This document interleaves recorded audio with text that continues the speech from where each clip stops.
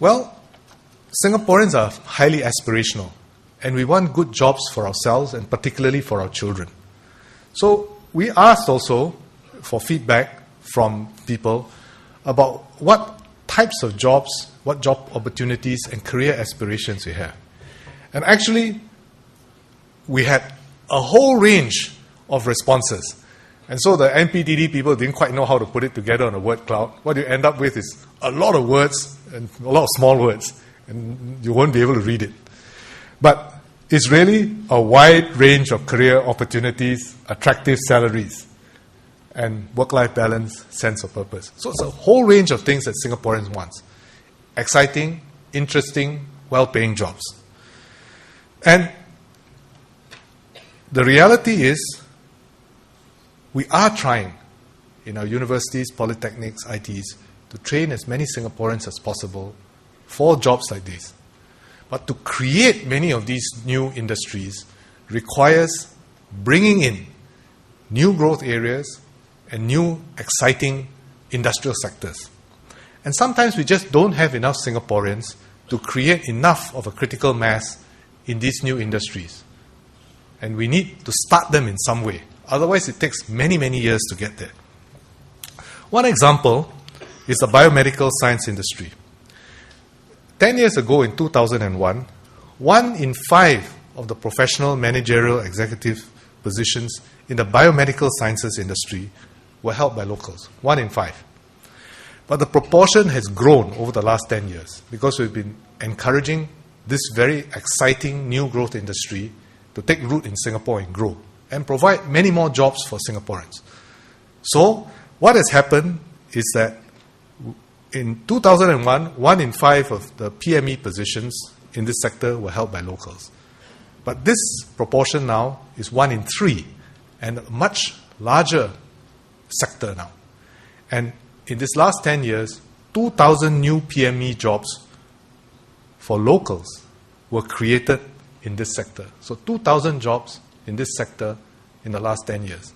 And these are jobs which many Singaporeans want. And I think we could not have kick-started this sector without bringing in people who would help us to create such a critical mass to get this sector going. And then and over time, the sector expands, opportunities expand as we train more Singaporeans for it. While Singapore is still an attractive business location, we do face competition from many emerging cities, and this competition is for the types of companies and jobs that Singaporeans want. I chair a sort of joint business council with bilateral council with China. And I visit some of the cities there, and the cities are very exciting and vibrant. And what they're looking for in terms of investments and jobs and industries is very often what we are looking for. If you go to Tianjin, you go to Suzhou, you go to Shanghai, they are moving very, very fast. And they are very, very hungry. So we have to be up there with them competing as well. And if we are faced with a shrinking and aging population, it will be much, much harder for us to bring in these exciting new industries and to persuade people to come here and invest. And if we don't have that, then it will be a much less dynamic and vibrant place. And our young people who want to work in such industries may say, hey, I'd rather be off. I go to Tianjin or I go to Mumbai or something. And that will make our problem even worse.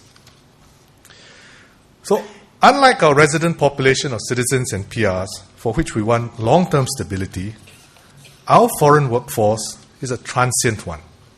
So, whenever we make a decision about citizens and PRs, it's like entering a marriage. So it's a long-term thing. They make a commitment to us, we make a commitment to them for the long term. The transient workforce, however, is transient. It can adjust, grow, shrink according to our economic needs for the whole economy and for specific economic sectors. And so that gives us a lot of flexibility. And it's one reason why we've been able to maintain relatively low unemployment even over the economic cycles, even in boom years and even in downturn years. But we cannot continue to grow our foreign workforce indefinitely, and in fact we have already started to tighten the access to foreign workers to slow down the growth of the foreign workforce. So in the first 6 months of this year, the growth in foreign manpower, excluding foreign domestic workers, slowed to 34,100. So the first half of this year compared to the first half of last year. 36,008, 34,000. I say, so what's the big deal, right? But actually, if you look inside the figures, you will see what's been happening. 15,500 of the growth for the first half of this year actually has been in construction. And this is 3 times what it was in the first half of last year.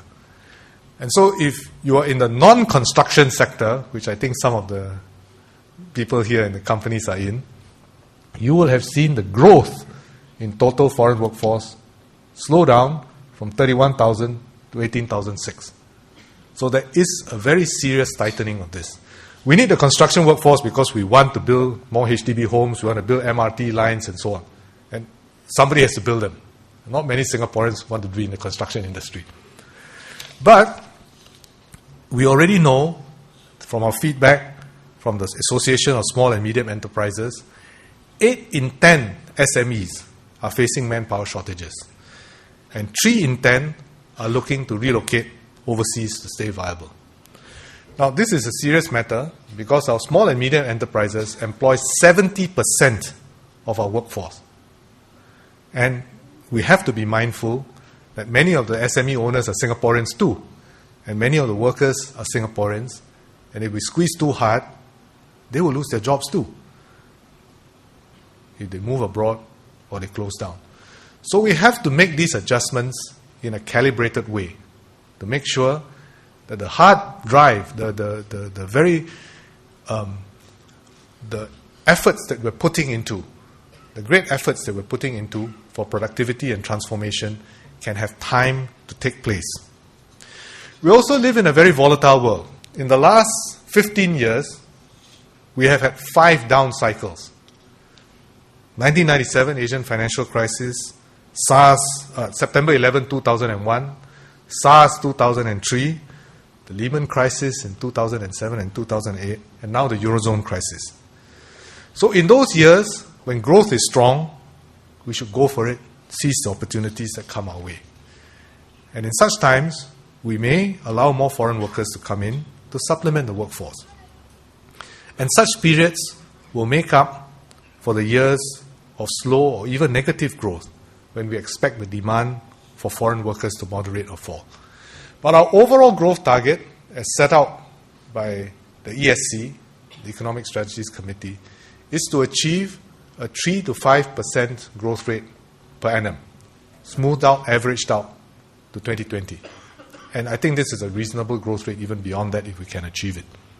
But that's our growth rate, and that's a slower growth rate than we have historically achieved since our independence.